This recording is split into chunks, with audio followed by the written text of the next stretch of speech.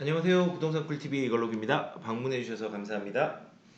오늘 예정됐던 대로 2월 20일 부동산 규제책이 나왔는데요. 여기에 대해서 우리가 한 빠르게 떤 내용인지 확인하는 시간 가지도록 하겠습니다. 일단은 핵심은 이거예요. 조정 대상 지역에서 대출이 강화되었고 또 조정 대상 지역 이외에 지금 풍선 효과를 통해 가지고 확장되는 가격이 올라가는 지역이 있네. 거기 추가하겠다라는 내용이에요. 일단 정부가 어떻게 동향을 파악하고 있냐면요. 12, 16 대책 이후에 가격이 서울은 안정화됐다. 0.01까지 안정화되고 있다. 꾸준히 안정화되고 있다라고 판단을 한 건데 사실 재건축은 안정화가 되었어요. 가격이 2억씩 떨어지고 했으니까 음마나 잠실주공 5단지 같은 경우가 그런 케이스죠. 그런데 반면에 음마 아파트 바로 옆에 있는 레미안 대치필리스 같은 경우는요. 신고가 갱신까지 했어요. 29억 7천만 원까지요. 그래서 안정화는 되고 있지만은 그게 꼭 안정화가 되었다라고 판단할 수 없는 게 거래량도 많고 신축과 기존 아파트들이 어느 정도 올라가고 있는 양상이 있다는 거죠. 반면에 경기도는 풍선 효과가 일어났다. 0.05였는데 마이너스 0.05에서 0.42까지 갔다. 그러니까 지금 이거 잡아야 된다라는 거죠. 어떻게 대응을 하겠느냐? 첫 번째 대응은 그거예요. 원래 이제 조정 대상 지역의 담보 대출 있죠. 주택 담보 대출을 규제하는 게 60%였어요. 그거를 50%로 하겠다는 거예요. 투기 지역 투기 과열 지구는 40%죠. 그지만 조정 대상 지역에서 60%를 일단 50%로 낮추고 그 낮춘 것 중에서 일반적으로 10%를 낮췄지만 만약에 9억이 넘어간다. 넘어가면 30%까지 적용하겠다. 이런 거예요. 그러니까 이런 거예요. 10억짜리 집을 조정 대상 지역에서 사면 이제는 3억을 대출 받을 수 있고요. 그 다음에 10억짜리가 아닌 6억짜리 주택을 사면요. 그것도 대출이 3억이에요. 똑같은 거예요. 그래서 고가 아파트 중심으로 가격에 대한 제재를 가하고 올라가는 것도 막겠다라는 의미가 되겠죠. 단 그 서민들은 내가 보호할 테니까 디딤돌 대출이나 보금자리 론 같은 경우는 기존의 70%를 유지하겠다는 거예요. 그리고 두 번째는 뭐냐면요. 사업자 대출에 대한 얘기인데요. 이게 파리 대책부터 거슬러 올라가야 돼요. 파리 대책 때 그 세금이랑 대출을 규제를 했잖아요. 규제를 해서 LTV랑 DTI를 낮추니까 사람들이 주택임대 사업자 있죠. 그걸로 옮겨 탄 거예요. 왜냐하면 대출하고 대출 규제나 세금 규제가 자유롭고 혜택이 많았으니까. 그래서 쭉 지나다 보니까 정부가 이제 판단하는 거죠. 이거 이상하네. 이걸로 투기가 조장되네. 라고 생각을 하고 세금도 강화시키고 일단은 대출도 제재를 한 거죠. 대출을 제재하니까 이제 사람들이 어디로 갔냐면 이 주택임대법이나 그 다음에 주택매매업 법인을 설립해가지고 대출을 받으려고 한 거죠. 근데 이것도 대출이 원래 80% 이상까지 됐는데 그거를 작년 10월이죠. 작년 10월에 40%로 LTV를 낮췄어요. 낮추니까는 사람들이 이걸 이용해서도 이제 집을 사기가 조금 어려워진 거죠. 그런데 그 대상이 어디였냐면요. 투기 지역하고 투기 과열 지구에만 그 LTV를 낮췄는데 이제는 조정 대상 지역까지 적용 범위를 확대해 가지고 아무리 그 너희들이 어디로 가든 투기가 조장되는 그리고 가격이 올라가는 지역이든 그런 지역은 내가 가만히 놔두지 않겠다라는 그 정부의 의지를 좀 표명하고 있는 거죠. 그리고 두 번째는 1주택 세대의 주택담보대출 시 실수요 요건도 강화한다라는 얘긴데요. 이게 뭐냐면요. 그 우리가 일시적 일가구 주택을 이용할 때 뭐 예전에는 3년 그리고 뭐 처분할 때 2년, 지금은 1년 이렇게 처분할 수 있도록 되어 있잖아요. 근데 원래 그 투기 과열지구는 현재 어떻게 되어 있냐면 1주택 세대가 만약에 다른 주택으로 갈아탈 때 2년 안에 처분을 하거나 전입을 하면은 대출이 안 돼요. 단 이번에 바뀐 게 전입 의무 조건이 1년 안에 처분을 해가지고 전입하면은 대출이 나오는 거예요. 근데 그거는 조정 대상 지역은 조금 달랐죠. 왜냐면은 기존 주택을 2년 내에 처분만 하면 됐으니까. 근데 중요한 거는 이 2년은 유진해 줄게. 투기과열지구처럼 1년 내에 처분하라고 말은 안 할게. 2년은 맞는데 너희들도 투기과열지구처럼 신규주택을 만약에 샀으면은 투기가 아닌 걸 증명해라. 너희들 거기 들어가라. 들어가지 않으면은 내가 대출할 이유는 없다. 대출 안 해준다. 그 얘기인 거예요. 그래서 원천적으로 그 우리가 갭 투자를 하거나 갈아타기를 할 때 그 목적들이 그거잖아요. 비과세나 일시적 일가구 주택의 목적이 불가피한 사유로 그거를 뭐 이용할 수밖에 없잖아요. 내가 교육 문제라든지 자녀 문제가 생겨가지고 다른 데로 이전을 하려고 하는데 집을 사고 파는 과정에서 일시적으로 주택이 두 개가 될 수 있잖아요. 그래서 그걸 이용해서 갭 투자를 하니까 아예 너는 거주 목적이 없으면은 그런 거 생각도 하지 마라. 일단 조정 대상 지역도 마찬가지다. 원래 처분만 하면 됐는데 이제는 처분이 아니다. 네가 그쪽으로 전입 신고를 안 하면은 대출 없다. 그 얘기를 하는 거예요. 그래서 그 내용이고요.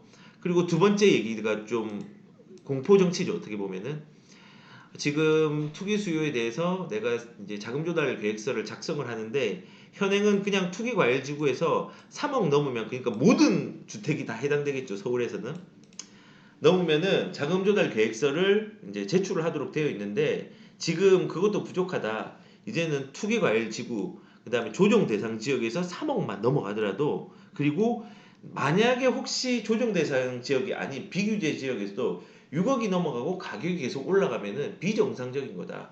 그렇기 때문에 이것도 투기 수요가 될 수 있으므로 합동 조사를 통해서 내가 세무조사까지도 할 수 있도록 내가 해보겠다.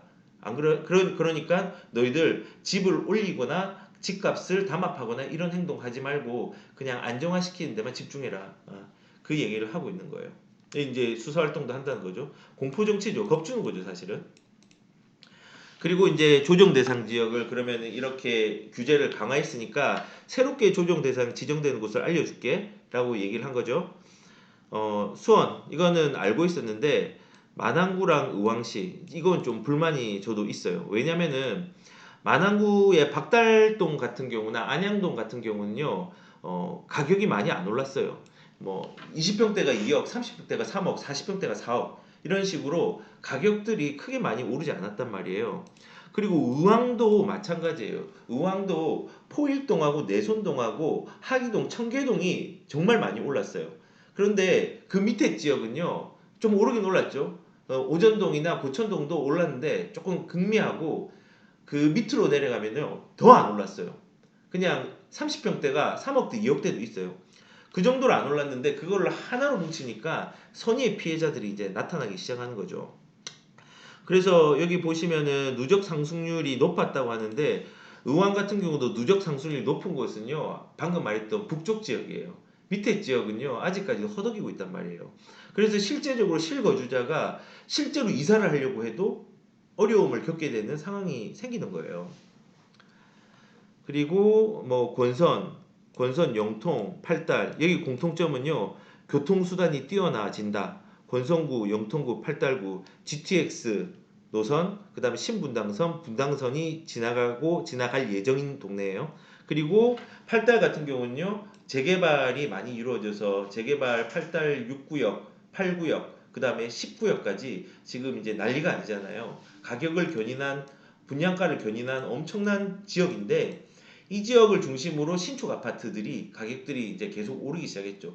근데 여기도 마찬가지예요. 수원도 가격이 구축 아파트들은 아직 많이 오르지 않았어요. 화서역에 화서 푸르지오 같은 경우 가격이 엄청 올랐잖아요. 뭐 12억 이렇게 가까이 하고 호가는 보니까 14억까지 난 것도 있던데 실제적으로 화서역이라고 하더라도 화서역 아래쪽에 주공 4단지, 5단지, 뭐 3단지 같은 경우는 좀 올랐지만은 그 위에 구축 아파트들은 아직까지는 안 올랐어요, 많이. 그래서 그런 부분들을 그냥 싸잡아 가지고 투기 지역, 조정 대상 지역으로 지정한다는 건 조금 불합리한 거죠. 여기 보면 광역교통망 구축 뭐 이런 것들이죠.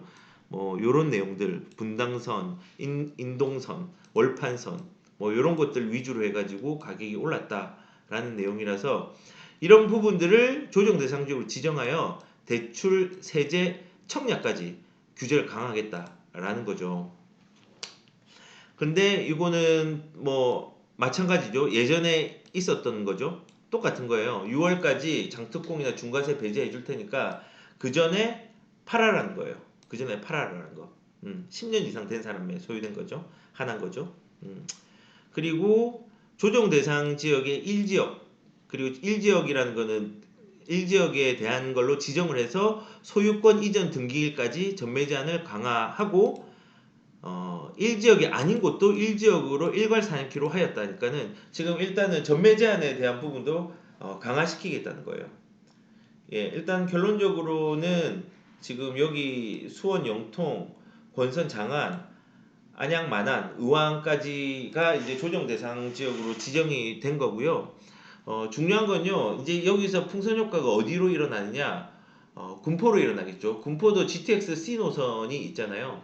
그 C 노선으로 가다 보면요, 군포의 3번역에 이제 리모델링 사업도 진행을 하잖아요. 3단지, 6단지, 7단지 이런 율곡이나 세종 그리고 우륵 이런 데가 리모델링 사업을 진행을 하는데 그런 지역을 중심으로 부동산 가격들이 오를 것 같고 풍선 효과가 또 일어나는 거죠. 그리고 뭐 군포 같은 경우는 용적률이 낮은 아파트들이 있어요. 한라 아파트라든지 수리산 근처에 보면요.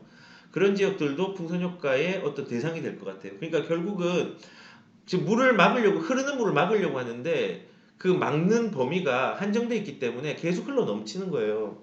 그리고 군포뿐만 아니라 이제 GTX 노선뿐만 아니라 신안산선, 그다음 월판선 같은 경우가 더블 역세권으로 되는 그 시흥의 장현지구 있죠.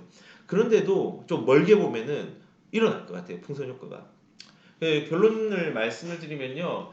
정부가 이번에 맡고 있는 정책이 과연 정확한 정책일까? 그리고 현실성 있는 정책일까? 그리고 현장을 가봤을까? 이거는 저는 안 가봤다고 생각이 들거든요. 왜냐하면 현장을 가보면요. 그 오른 곳은 분명히 올렸는데 조금 지역적이에요. 부분적으로 올랐어요. 그런데 안 오른 지역들은 상당히 피해를 많이 본다는 거죠. 그래서 결론적으로 풍선 효과는 계속 일어날 거고 그 일어나는 지역 자체가 지금 아직 멈추지 않을 거다. 그래서 총선 이전에 이런 부담스러운 정책을 내기 힘들었겠지만은 그래도 안정화에 대한 부분들이 선거에 미칠 영향이 있다라고 판단하고 지금 이렇게 정책을 낸 것 같습니다. 네, 조금 아쉽고 풍선 효과는 멈추지 않을 것 같네요. 예, 일단 오늘 여기서 방송 마치도록 하겠습니다. 감사합니다.